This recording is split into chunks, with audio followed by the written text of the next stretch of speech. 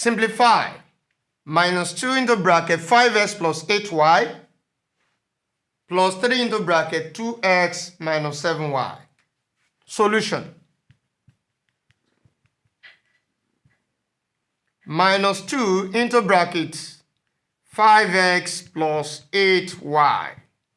Then plus what? Plus 3 into bracket 2x minus 7y. Now, minus 2. Minus 2 is a multiplier here and it's a negative multiplier.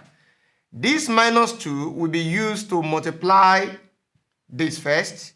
Minus 2 times 5x will give you what? Minus 10x. That's a minus 2 will multiply 8y. And this is plus. Plus times minus, we have minus. So 8 times 2 is what? 16. So we have 16y here. So plus times minus is minus. Don't forget. Once you have a negative multiplier outside, it will change the signs of each of the term inside the bracket. Take note. Now, we have plus 3 multiplying 2x. What will you have? That's 3 times 2, we have 6. So we have plus 6x. Now, plus 3, that's in plus 3, multiply this. Multiplying this now, what do we have? Plus times minus, we have what? Minus. 3 times 7, we have what? 21. So we have 21y. So 3 times minus 7y is minus 21y. Take note. The next thing for us to do is to collect the like terms. By collecting like terms, what are we going to have? Collecting like terms simply means you bring the terms that are like together. So in this case, minus 10x, then we have what? Plus 6x. Minus 16y and minus 21y are like terms. So we have minus 16y minus 21y.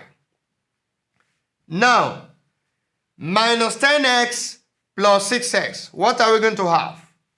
You see, minus 10 plus 6 is the same thing as 6 minus 10.